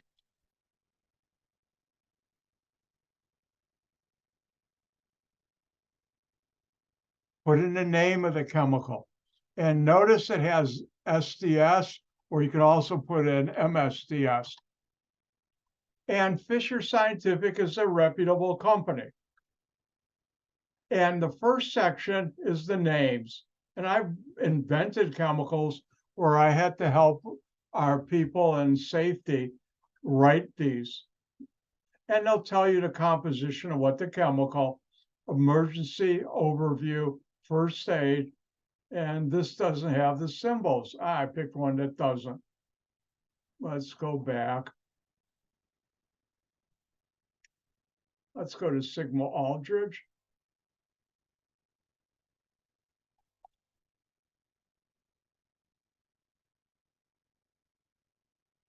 All right, well, I'm having one of those days where I'm not looking out.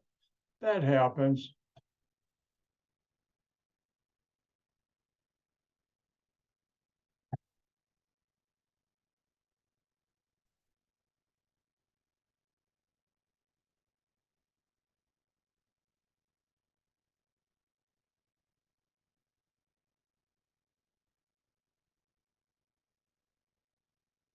I'll have to find one and I'll show you.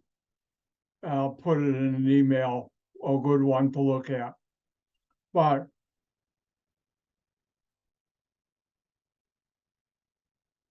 what you'll have to do is, how do you find it? Well, you saw I found them. And you'll look up these and look up the NFPF health rating. Let's try something.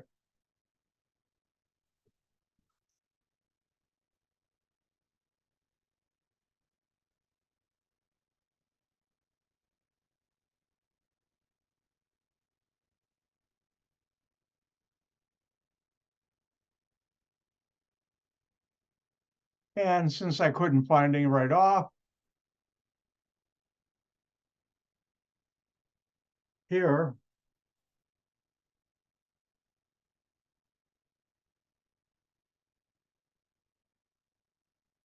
notice for sodium hydroxide, it's 3. That's pretty serious health hazard. And I've worked with sodium hydroxide. But anyways, you'll need to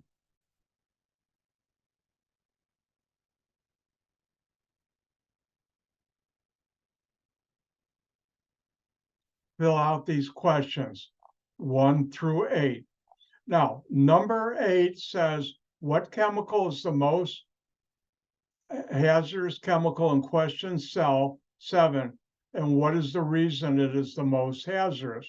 And use the NFPF rating to determine which of these 3, A, B, and C, is the most hazardous. So what you'll do is fill this out. Now, if you don't have a printer, don't worry, just write it on a piece of paper. You don't have to rewrite the questions. Just put down your name and question 1 and your answer, question 2, your answer, and so on. Now, if you look like in the safety lab, I have instructions for taking and submitting tests and labs. This shows you, if you don't have you have a scanner, you can make it into a PDF file. If you don't have a scanner, these instructions show you how to use a cell phone, take a picture, and turn it into a PDF file that you'll upload to here. If you click on here, notice where it says submission and where it says browse local files. Well, if you have your PDF file saved to your, say, your computer, you can find it and upload it here, or your, I guess, cell phone too.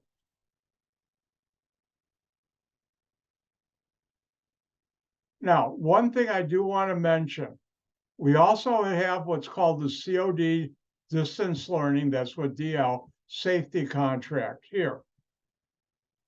And I would like all, well, I'm not like, you have to fill this out, print your name here, and then the second page, you don't have a printer, let me know, we'll work something out. But anyways, or if you go to COD, they have printers available for students. Then at the bottom, you need to sign it, date it, put the course, Chem 1105, section NET 12, NET 12, and my name, Dr. White. I need these back from you. And what I've done is, if you download it before the deadline or upload it, the contract, to here, and here, if you click on safety contract, you upload it. If you do it before February the 23rd, this Thursday, I'll give you 3 bonus points. Normally, and when we're face-to-face, I don't do that. But to get it all by the end of the week, by Thursday, read it, sign it, upload it, you'll get 3 bonus points or points. And it's an easy 3 points. And with that, we're going to end a little early because I'm done. Remember, tomorrow we'll have lecture, do practice problems. I'll talk more about that tomorrow. Don't forget, tomorrow I will teach you how to do scientific notation with your calculator. We'll continue on with A2 and A4. Then we'll get into the next chapter. And with that, I'm done. And if you'd like to stay over a little and ask any questions, feel free to do that. Otherwise, I'll say, remember, and this is Yiddish for going now. Since the pandemic, I've been doing it. Gehen gesund. Bye now. And I just stole that from Granny Beverly Hillbillies. Don't forget, I have my office hour night from 6 to 7:15 on Zoom if you need help. Gehen gesund. Bye.